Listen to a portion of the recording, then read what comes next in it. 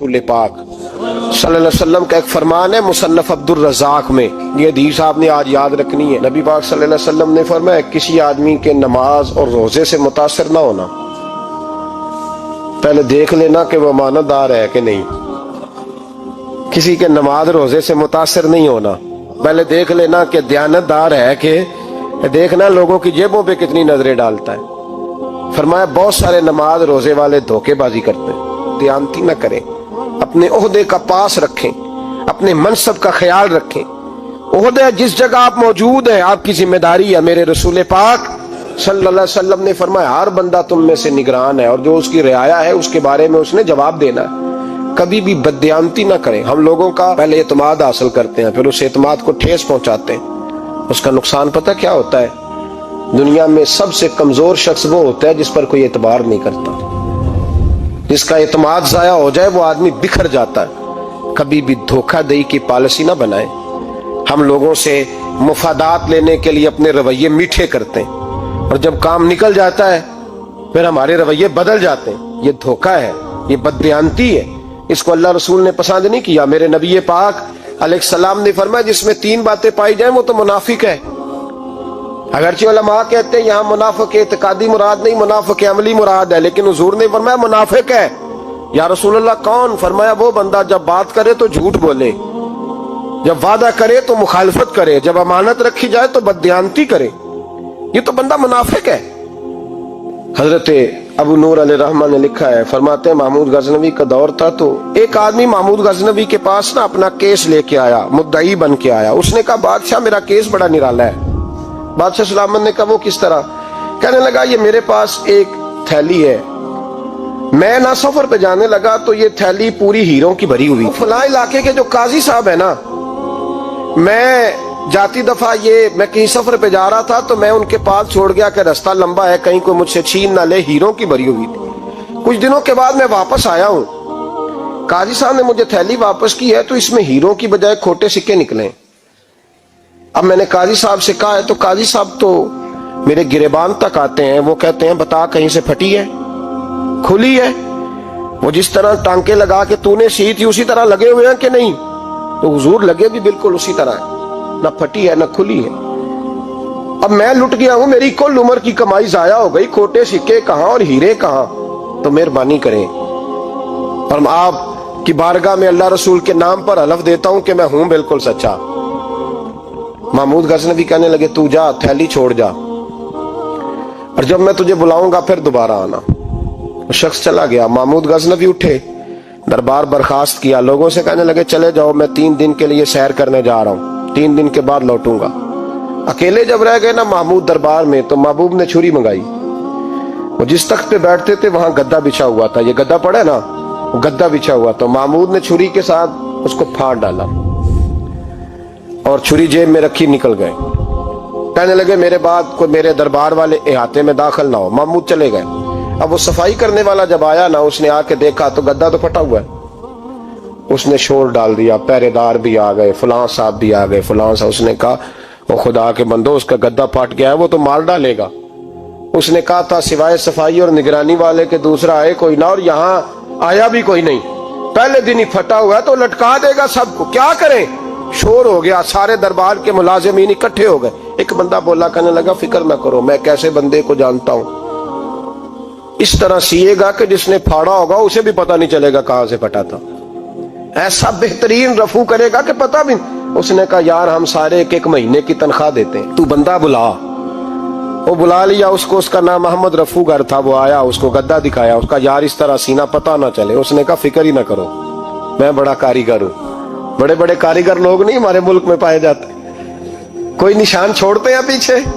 बड़े कारीगर का पैसे होने चाहिए, बड़े बड़े कारीगर बंदे। आप यकीन करें ऐसा ऐसा फलसफा, ये उम्रा इबादत है ना, सरकार दो आलम सल्लल्लाहु अलैहि वसल्लम की बारगाह की हाजिरी बड़ी नेमत है ना। तो सऊदी गवर्नमेंट ने पाबंदी लगा दी, खैर उनकी भी ज्यादती है। इस तरह की पाबंदियां शरीयत इस्लामिया में जायज नहीं। अल्लाह के घर मुसलमान जब चाहे जा सकता है, लेकिन वो कहते हैं जी 2000 रियाल दे जिसने 2 साल बाद भी आना है। उन्होंने पाबंदी लगाई तो हमारे एजेंटों ने भी कई खास ट्रेनिंग हासिल की हुई है, पता नहीं कहां से सीख के आए, उन्होंने भी रास्ता निकाल लिया। ایک سال سے میں نے کہا کہ جناب وہ 2000 ریال لگ گیا تو کیا کرنا ہے؟ کہنے کوئی مسئلہ نہیں، پاسپورٹ نواں بنوا لو، گنجائش ہے، یعنی ہر شے کا حل ہے۔ تو میں نے کہا یار اب عمرہ کرنے جاتے وقت بھی بندہ دھوکہ دے کے جائے، اللہ کے گھر جاتے وقت بھی اس طرح کی حرکت کرے، کیا حال ہو گیا؟ ہر چیز کا لوگوں نے حل نکال لیا، ہر چیز کا لوگوں نے سٹائل بنا لی۔ ایسا نہ کریں، یہ درست نہیں۔ احمد رفو گر کہنے لگا اس طرح سیوں گا کہ پھاڑنے والے کو بھی پتہ نہیں، ان کا پیسے لے یار تو سی دے۔ اس نے سی دی، اگلے شام ہی لا کے بچھا دیا گدا۔ تیسرے دن بادشاہ سلامت آئے، آ کے پہلی نظر گدے پہ ڈالی، اس نے بلایا سب ملازمین کو، کہا کس نے سیا ہے؟ کہا جناب کیا ہوا؟ کہا یہ پھٹا ہوا تھا۔ کس نے؟ کہا نہیں پھٹا ہی نہیں۔ وہ کہنے لگے بنو مت، میں خود پھاڑ کے گیا تھا۔ تو بتاؤ صحیح سیا کس نے ہے؟ کہا جناب آپ پھاڑ کے گئے تھے تو بتایا کیوں نہیں؟ فرمانے لگے اسی لیے تو بتایا نہیں تھا کہ تم خود تحقیق کر لو، بلاؤ بتاؤ سیا کس نے۔ تو بلا لیا، احمد رفو گر آ گیا۔ اس کو جب بلا کے سامنے بادشاہ کھڑا کیا، کہا بھئی تو نے سیا ہے؟ کہنے لگا حضور آپ کے سارے ملازم کٹھے ہو کے آئے تھے، میری غلطی کوئی نہیں۔ کہا نہیں یار تو بڑا کاریگر ہے، میں نے اپنے ہاتھ سے پھاڑا تھا پر مجھے بھی نہیں پتا چل رہا کہاں سے پھٹا تھا۔ اچھا یہ بتا یہ تھیلی جو ہے یہ بھی تو نے سی تھی؟ اس نے کہا جی آپ کے خادم کا ہی کارنامہ ہے، وہ فلانے علاقے کے قاضی صاحب آئے تھے، اس میں سے ہیرے نکال کے تو کھوٹے سکے بھرے تھے، تو مجھے بھی تھوڑا سا حصہ ملا تھا۔ محمود نے سارے گواہ بھی اکٹھے کر لیے، ثبوت بھی اکٹھے کر لیے۔ پھر قاضی کو بلایا، پہلے سارے ثبوت اور گواہ کیس حل کر لیا۔ پھر ہمارے ہاں یہ حال ہوتا ہے کہ مدعی 2-3 ہفتے کے بعد خود ہی ہاتھ باندھ جاتا ہے، کہنا تسی میری جان چھڈو، مجرم پھڑو پاوے نہ پڑھو۔ وہ کہتا ہے مجھے معافی دو، میں رہا۔ ظلم ہے نا، ظلم زیادتی ہے کہ جو بیچارہ اتنے سوال مجرم سے نہیں ہوتے جتنے مدعی سے ہوتے ہیں۔ آپ یقین کریں اتنے سوالات ہوتے، بیچارہ ہف جاتا ہے۔ یہ طریقہ درست نہیں، ایک لٹ گیا اور دوسرا طرح طرح کے سوالوں کے جواب دیتا پھرے بیچارہ۔ سارے ثبوت اکٹھے کر کے قاضی صاحب کو بلایا، تنہائی میں لے جا کے محمود غزنوی نے کہا قاضی صاحب آپ سے غلطی ہو گئی، غریب آدمی تھا، وہ لٹ گیا ہے، اس نے تو بڑی مشکل سے کچھ ہیرے جمع کیے تھے اور اس کی کل کائنات تھی، تو آپ اس کا مال اسے دے دیں، بات ختم۔ قاضی صاحب کہنے لگے آپ مجھ پہ الزام لگا رہے ہیں، سوال ہی نہیں پیدا ہوتا۔ آپ میری داڑھی دیکھیں، آپ میرا اعزاز دیکھیں، دنیا جانتی ہے میں اس کا۔ قاضی صاحب انسان بھول ہی جاتا ہے، بندہ بھول جاتا ہے، غلطی ہوگی، مال نے کہا نہیں سب کہا میں تنہائی میں پوچھ رہا ہوں، میں اس وقت پوچھ رہا ہوں جب دوسرا موجود کوئی نہیں، آج توبہ کر لے، میں کچھ نہیں کہوں گا، تو میری زبان پہ اعتبار کر، تجھے پتہ ہے میں جو کہتا ہوں اس پہ عمل بھی کرتا ہوں، باز آ جا۔ پر قاضی نے کہا نہیں میری غلطی کوئی نہیں۔ محمود نے پھر بڑے دربار میں بلا لیا، مجمع عام میں۔ مہلت کے دنوں میں جو توبہ کر لے وہ بچ جاتے ہیں، لیکن لوگ رسوائیوں کے دنوں میں پھر واپس لوٹتے ہیں اگلا گھر دیکھ کے، پھر حالات اور طرح کے ہو چکے ہوتے ہیں۔ جب بڑے دربار میں قاضی کو بلایا، بھائی تو مانتا ہے کہ نہیں؟ اس نے کہا نہیں۔ تو کہا بلاؤ احمد رفو گر کو۔ جب احمد رفو گر آیا تو بوڑھے قاضی کی ٹانگیں کانپنے لگی، جملے ٹوٹنے لگے، لفظ زمین پر گرنے لگے، بات صحیح نہیں ہوتی، زبان لڑکھڑانے لگی۔ محمود کہنے لگے قاضی میں نے تجھے کہا تھا وہاں مان جا بات، اب بڑے دربار میں بول۔ جب قاضی صاحب کی گردن خود بخود جھک گئی تو دنیا سمجھ گئی، کہا نکل جا میرے دربار سے۔ محمود بولے نکل جا، اتنی تجھے عزت دی، اتنی بڑی تنخواہ دی، قاضی بنایا، اور یہ چھوٹی سی رقم کے لیے، تھوڑی سی رقم کے لیے تو بددیانت ہو گیا، چل چلا جا، نکل۔ قاضی دربار سے نکلا تو لوگ لعنتیں برسانے لگے۔ کل جو دکانیں چھوڑ کے سلوٹ کرنے آتے تھے وہ کہنے لگے اس کی عمر دیکھو، اس کے کام دیکھو، دیکھو اس نے کیا کیا۔ گھر گیا، بچے جن کے لیے پاپ کمایا تھا، جنہاں لی تو پاپ کمائے ہن کتھے نہیں ہو تیرے کر دے۔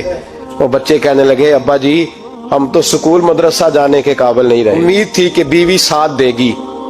وہ کہنے لگی میں میکے کیسے جاؤں گی، گلی کی عورتیں طرح طرح کی باتیں بناتی ہیں۔ اور بھائی کامیابیوں کے بڑے سربراہ ہوتے ہیں، کوئی کامیاب ہو جائے تو سارے کہتے ہیں میری سپورٹ سے ہوا ہے، ناکامیاں ہمیشہ یتیم ہوتی ہیں، ناکامیوں کا کوئی سربراہ نہیں ہوتا۔ جب تک تو قاضی تھا تو بڑے بات تھی، ہر بندہ کہتا تھا رشتہ دار ہے، رسوائی ہو گئی تو وہ تیری آنکھ ہو یا سنگ ملامت کی چبھن، کون پہنچا ہے میرے درد کی گہرائی تک، دور شہرت میں تو یاروں نے کیا یاد بہت، ساتھ آیا نہ کوئی کوچے رسوائی تک۔ اور میاں صاحب کہنے لگے ساری عمر ہی آٹا گد ہے، میں لکھاں کیتے نہیں پیڑے، اب وقت آیا ہی تے محمد بخشا کوئی نہیں ہوں بیٹھا نیڑے، حالات ہی بدل گئے۔ قاضی خاموشی سے اندر چلا گیا، اپنی رسوائی سمیٹ کے بستر پہ لیٹا، نہ روٹی کی بھوک لگی، نہ پانی کی پیاس لگی، نہ نیند آئی، ساری رات تڑپتا رہا۔ سویرے گھر والوں نے دروازہ کھولا تو روح پرواز کر گئی تھی، دنیا چھوڑ گیا۔ حضرت ابو النور علیہ رحمہ بولے، فرمانے لگے یاد رکھو کبھی بددیانتی نہ کرنا، کبھی۔ یہ تو محمود غزنوی کی عدالت تھی، قیامت میں رب کریم کی عدالت لگے گی۔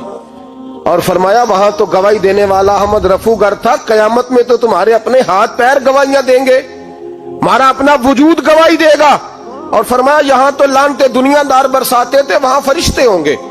اور قاضی کو تو موت آ گئی تھی، قیامت میں تو دوبارہ موت بھی کوئی نہیں آئے گی، وہاں تو رہنا ہے اور سہنا ہے۔ بددیانتی معاشرے میں، اتنی بددیانتی ہر جگہ۔ اس معاشرے کا بھی کچھ بنے گا جہاں دوائی بھی خالص نہ ملے، جہاں دوائی میں بھی بددیانتی ہو۔ لوگ اپنے بچے کو آکسفورڈ یونیورسٹی میں پڑھانے کے لیے غریبوں کے بچوں کے رگوں میں جو دوائی اتارے وہ بھی 2 نمبر۔ اتنا بڑا بھی کوئی بددیانت معاشرہ ہوتا ہے کہ لوگ یہاں تک دھندا کریں، یہاں تک کہ لوگ لوگوں کی زندگیوں سے کھیل جائیں اور ہمیں احساس تک نہ ہو کہ کوئی مر جائے گا، کوئی ڈوب جائے گا، کیا بنے گا۔ اور جس نے وہ رجسٹر کی دوائی کی، اس نے 2-4 لاکھ روپیہ لیا اور اس نے یہ نہیں سوچا کتنے انسان میری وجہ سے مریں گے۔ قتل صرف یہ تو نہیں ہوتا گولی مار کے مار دینا، لوگوں کی زندگیوں سے لوگ کھیل جاتے ہیں، لوگ تباہی کر جاتے ہیں، لیکن بددیانتی سے باز نہیں آتے۔ میرے رسول پاک علیہ السلام کے غلاموں، نبی پاک صلی اللہ علیہ وسلم نے ذرا سی بددیانتی، اور صحابہ کا یہ مزاج تھا، اتنی سی بھی